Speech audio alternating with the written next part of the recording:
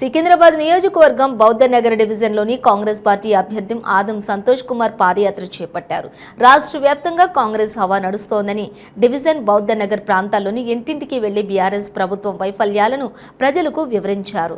ఈ సందర్భంగా ఆయన మాట్లాడుతూ 10 ఏళ్లుగా ప్రజా సమస్యలు పరిష్కరించని బీఆర్ఎస్ అభ్యర్థి పద్మారావు గౌడ్కు ఓటు అడిగే హక్కు ఉందా అని ఆయన ప్రశ్నించారు. సికింద్రాబాద్ నియోజకవర్గంలోని కాంగ్రెస్ గెలుపు ఖాయమని ధీమా వ్యక్తం చేశారు.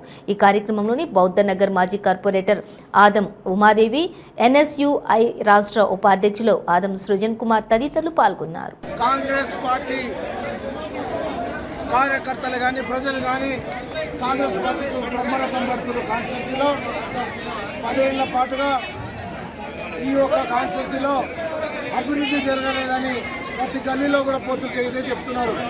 అయ్యా మాకు అభివృద్ధి జరగలేదు, మేము 10 ఏళ్ల పాటుగా బీఆర్ఎస్ని నమ్ముకొని ఓటేస్తే మాకు ఎలక్షన్లప్పుడు అనేక హామీలు ఇచ్చి మాకు మోసం జరిగింది. డబుల్ బెడ్రూమ్ల పేరుతో మరియు 10,000 డబుల్ బెడ్రూమ్లు కట్టిస్తానని మాకు చెప్పి కూడా కాన్ఫరెన్స్లో కట్టించలేదు. అదే కాకుండా అడ్డగుట్టలో 50 పడకల హాస్పిటల్ కట్టిస్తానని చెప్పి మోసం చేసి జరిగింది.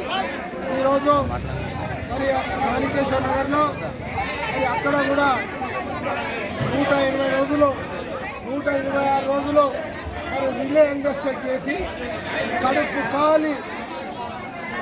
ఖాళీ వాళ్ళు భోజనం చేయకుండా 126 రోజులు రిలే ఇండస్ట్రీ చేస్తే ఈ యొక్క కాన్స్టిట్యున్సీ ఎమ్మెల్యేకు నేను ప్రశ్నిస్తున్నా, నువ్వు కాన్స్టిట్యున్సీలో నువ్వు గెలిచి ప్రజలకు ప్రజాస్వామ్యంగా నువ్వు ఓటు అడిగి కష్టాల్లో ఉన్నప్పుడు అయ్యా మాకు హాస్పిటల్ కట్టించండి అని ఈ యొక్క సికింద్రాబాద్ ప్రజలందరూ కూడా మాణికేశ్వర నగర్ అందరూ కూడా ప్రతి ఒక్కరు కూడా పార్టీలకు అతీతంగా 126 రోజులు వాళ్ళు రిలే అంగర్ స్ట్రైక్ చేస్తే ఈ కంటికి కనిపించలేదని నేను అడుగుతున్నాను.